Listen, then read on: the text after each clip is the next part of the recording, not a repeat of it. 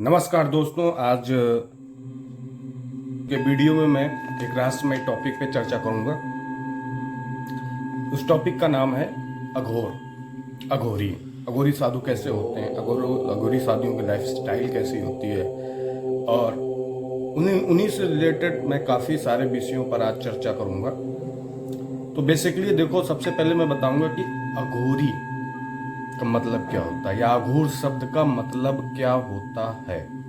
अघोरी शब्द का संस्कृत में अर्थ उजाले की ओर बताया गया है। वहीं अघोर का मतलब अ प्लस घोर, यानी जो कि घोर नहीं हो और सरल हो। हालांकि इनका स्वरूप वास्तव में डरावना होता है, लेकिन अध्यात्म की भाषा में अघोर बनने की पहली क्रिया मन से घृणा को निकालना होता है।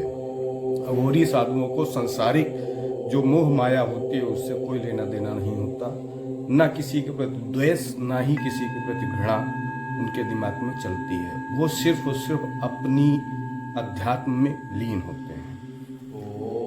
अघोरी साधु को पहचाना कैसे जाए। अघोर विद्या के जानकारों का मानना है कि जो असली अघोरी होते हैं वे कभी आम दुनिया में सक्रिय भूमिका नहीं रखते। वे केवल अपनी साधना में ही व्यस्त रहते हैं। अघोरियों की पहचान ही यही है कि वो किसी से कुछ मांगते नहीं। साधना की एक रहस्यमय शाखा है अघोर पंथ। उनका अपना विधान है, अपनी विधि है, अपना अलग अंदाज है जीवन जीने का। तो एक क्वेश्चन हो रहा था कि भारत देश में पहले अघोरी कौन थे।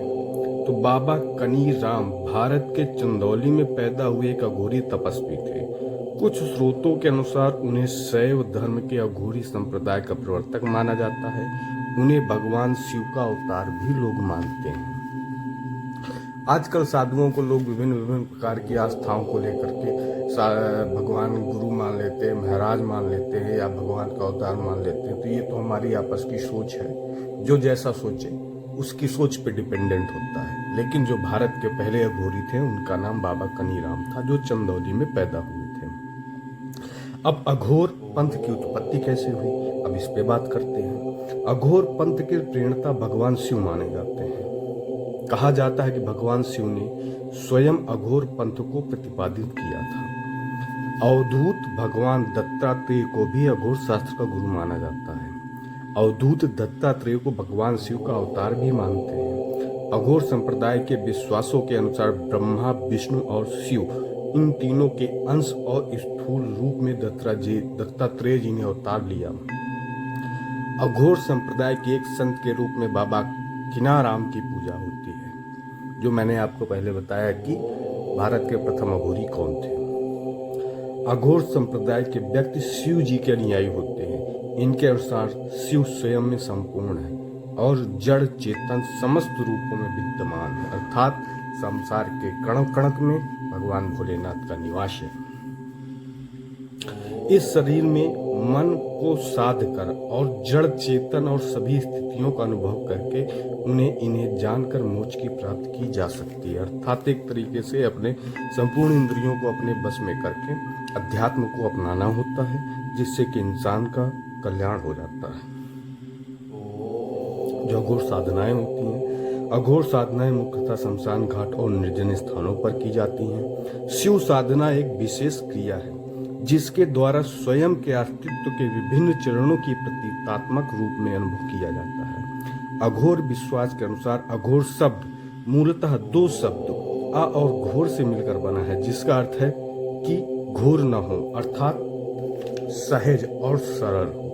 प्रत्येक मानव जन्मजात रूप से अघोर अर्थात सहज होता है। बालक जो जो बड़ा होता है क्यों वो अंतर करना सीख जाता है।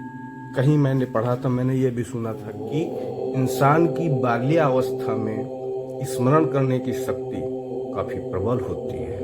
अगर इस उम्र में 18-20 साल के बाद किसी लड़के को मान लीजिए अब्रॉड भेज दिया जाए किसी भी कंट्री में, कि मान लीजिए सपोज दैट ऑस्ट्रेलिया भेज दिया जाए, आपको ऑस्ट्रेलिया की लैंग्वेज सीखनी है, इंग्लिश लैंग्वेज सीखनी है, वो उतनी जल्दी उसको अडॉप्ट नहीं कर पाएगा।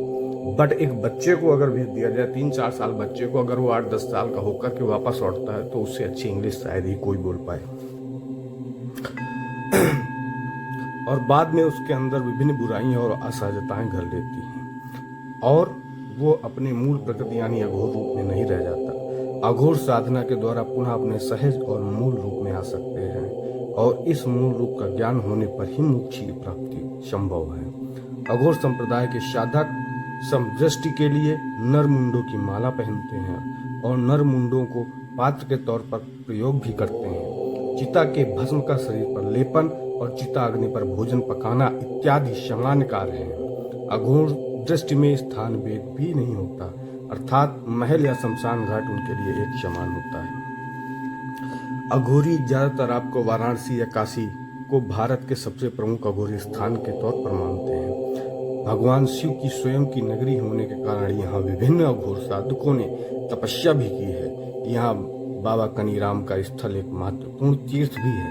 काशी के अतिरिक्त गुजरात के जूनागढ़ का गिरनार पर्वत भी एक महत्वपूर्ण स्थान है। जूनागढ़ को अवधूत भगवान दत्तात्रेय के तपस्या स्थल के रूप में जानते हैं। अघोर संप्रदाय के साधक मृतक के मांस के भक्षण के लिए भी जाने जाते हैं। मृतक का मांस जहाँ एक और समान जनता में अप्रस्य होता है, वहीं इसे अघोर प्राकृतिक पदार्थ के रूप में देखते हैं और इसे उध्वस्त कर एक प्राकृतिक चक्र को संतुलित करने का कार्य करते हैं।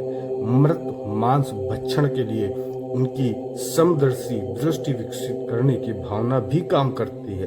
कुछ प्रमाणों के अनुसार अघोर साधक मृत मांस से शुद्ध शाकाहारी मिठाइयां बनाने की क्षमता भी रखते हैं। ये लोगों की कोलकपोलित भ्रांतियां हैं। इसमें कोई समय की ये बात सत्य है पूरी तरीके से, मैं इसकी पुष्टि नहीं करता, लेकिन लोगों में भ्रांतियां होती हैं। लोगों के अंदर ये सब चीज बोलते हैं कि ऐसा वो मिठाइयां बना सकते हैं, बट ऐसा होता नहीं है। लोकमानस में अघोर संप्रदाय के बारे में अनेक भ्रांतियां और रहस्य कथाएं भी प्रचलित हैं। अघोर विज्ञान में इन सब भ्रांतियों को खारिज करके इन क्रियाओं और विश्वासों को शुद्ध विज्ञान के रूप में तार्किक ढंग से प्रतिष्ठापित किया गया है। इसी के साथ ही मैं अपने इस वीडियो में अपनी वाणी को विराम देता हूं। अगर आप लोगों को किसी भी प्रकार का कोई क्वेश्चन पूछना है तो आप कमेंट बॉक्स में अपना क्वेश्चन छोड़ सकते हैं। तब तक के लिए हर हर महादेव, जय श्री राम।